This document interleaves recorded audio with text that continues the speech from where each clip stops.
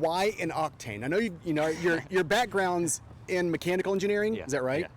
So was it just that you like the idea of trying to build something that no one else has built in real life before, or specifically are you just that big a Rocket League fan?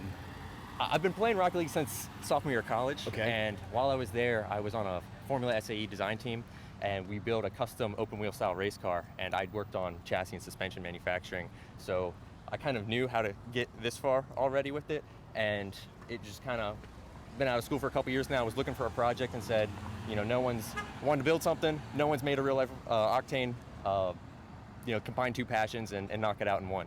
You're doing all of this yourselves, right? There's no sponsorship, there's no anybody really helping out, it's just you and some friends putting this thing together, right? Yeah, I mean, the guy that's been doing the welding for all the frame for us is a former college friend of mine.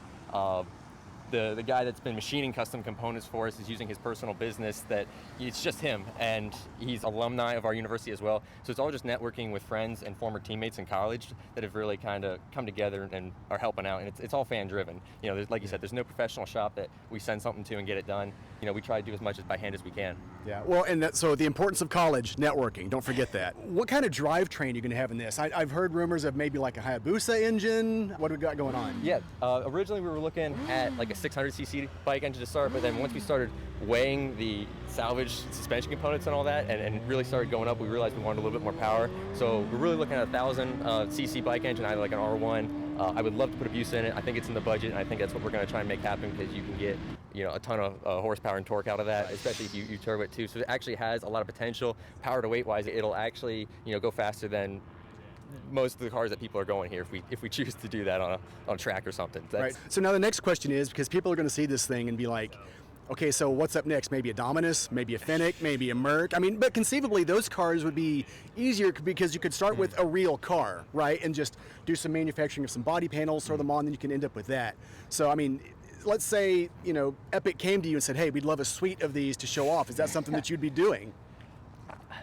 I guess it kind of goes back to your question about why an Octane earlier, and the reason being there isn't a platform out there that you can just easily adapt to make this work. The fact that it's a custom job makes it special.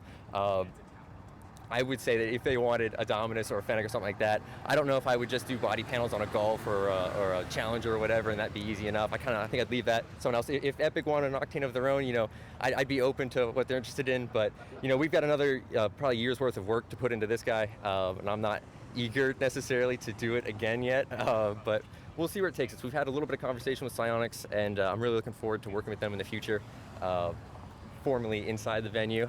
So that's kind of the end goal for now, and once we get there, we'll see about anything else in the future. Well, honestly, I think it's cool that you've been in touch with Psyonix and Epic, and they're allowing you to use their IP for something so monumental as this, right? And a lot of the car YouTube channels I watch, there's one in particular, B is for Build. Do you watch Chris? I'm aware of the Eleanor story. The Eleanor story, right? He was building this replica of Eleanor, and the company that owns that trademark took his car. He'd already put tens of thousands of dollars into this car. They found out about it. They shut the project down and took it, right? Where here in this venue, you've got Epic and Psyonix who are saying, you know what, this is an incredible project, have at it and have fun, right?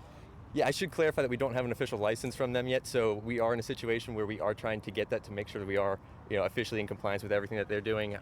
But they have the devs that I have talked to have been very receptive to the project and very on board with it. So I wouldn't say we have an official blessing, for everything here, but at least, the door seems to be cracked open, and I don't have a cease and desist from them yet. So. We're moving in the right direction, I think. Right. So I guess then what are the final plans for this? I mean, is this going to be your daily? Yeah, no.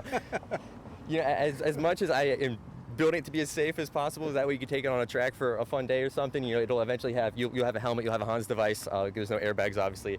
There's also, it's a pretty rigid frame, there's not a crumple zone, so I don't particularly see myself driving this in traffic. Eventually, we just love to take it to as many Rocket League events as we can, any other functions, whether it's watch parties for, other majors, And then, would love to take it out on the beach, love to take it on some trails, take it to a track, and just have some fun with it. I'm a big fan of like the British Top Gear guys, so I'm really interested in kind of parodying some of the things they do. We've got some really neat ideas that we've kind of worked with some content creators that we'll hopefully be working with in the next year to kind of do some fun stuff. So just having fun with it. Nice. Okay, so the last few questions I think everyone wants to know.